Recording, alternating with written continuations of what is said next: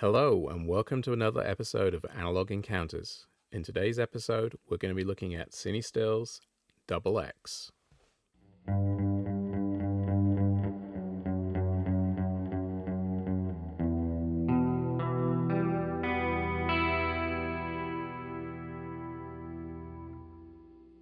CineStill, a company I feel, together with other brands like Kodak and Illfords, have been instrumental in leading the way for the resurgence of film photography.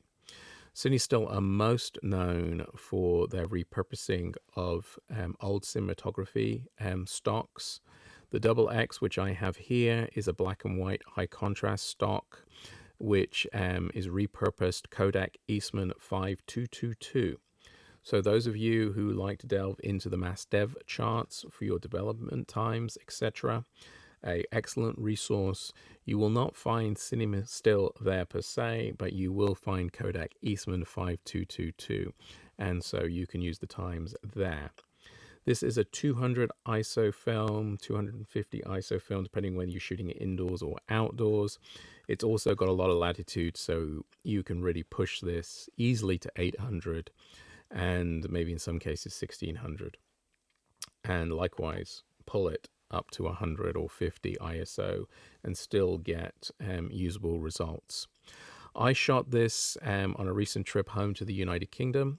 I shot it at a little seaside town on a secluded beach. It was a bright, sunny, overcast day, definitely high contrast conditions. In addition, you could only reach this beach by going through a dark, secluded tunnel.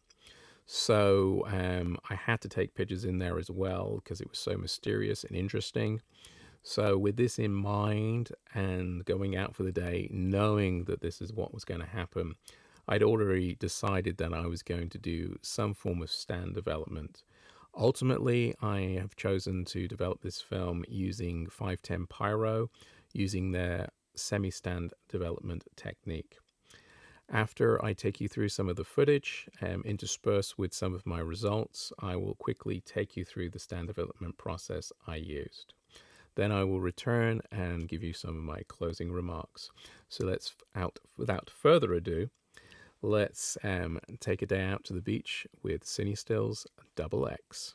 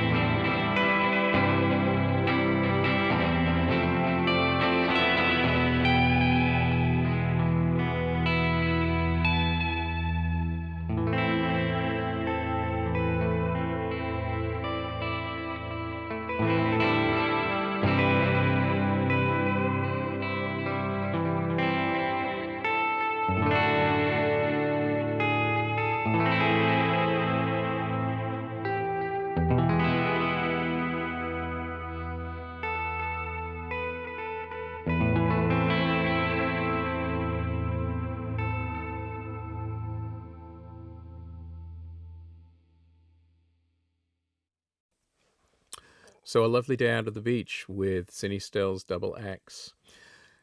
I felt, on the whole, I was very, very pleased with the results. It's always one of the things when you shoot with film. They're precious memories. You often only have one chance to get them, and you don't always know if that's going to work out. As I said, because I shot both indoors and outdoors, showing the tunnel scenes versus the outdoor in the bright sunshine, I developed this film using 510 Pyro and with their semi-stand development. So without further ado, we're going to take you through that process now. For those of you who are interested, I also have my episode 2 of Analogue Encounters. I did a stand development episode there where I talk more detail about the process, and that time I did full stand development in Rodnell. But this is going to be a speeded up version for the cine stand development, and I think the point and the technique comes across. So let's take a look at the development process.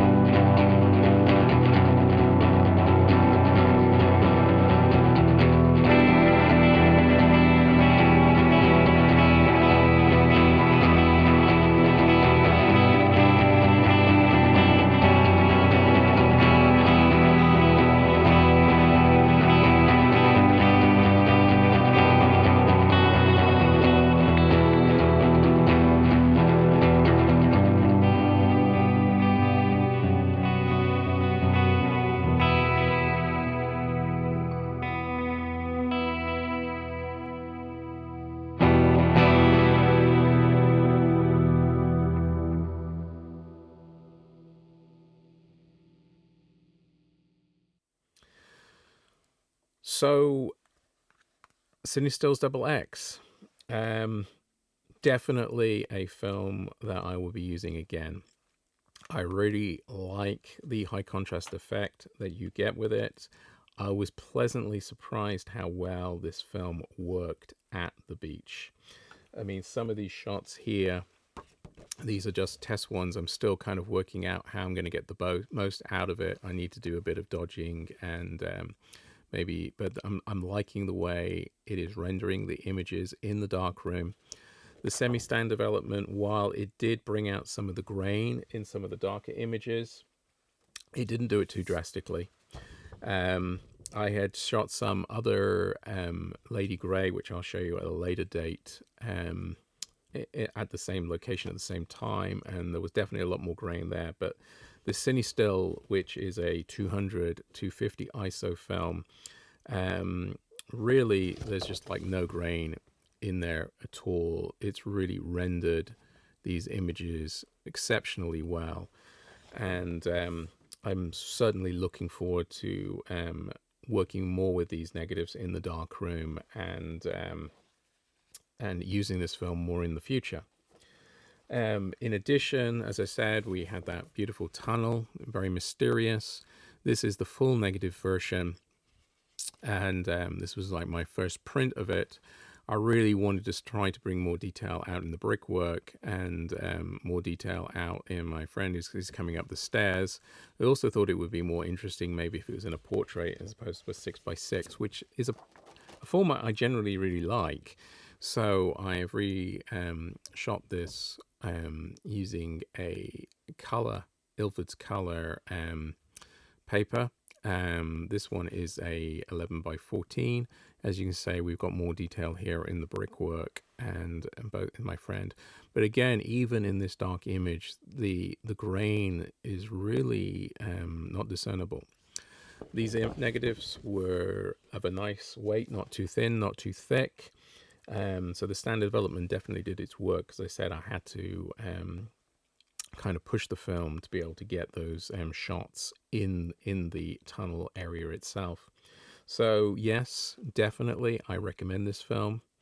I recommend you get out there and try it for yourselves. Remember, always think about the situation you're going to use film in to match the stock with what your vision is for your art.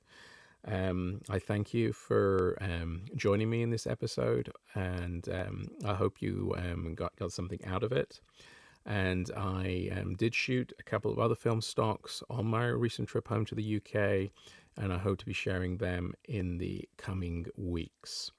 So without keeping you any longer, if you like this content, please like and subscribe. And I hope to see you next time on another episode of Analogue Encounters. Goodbye.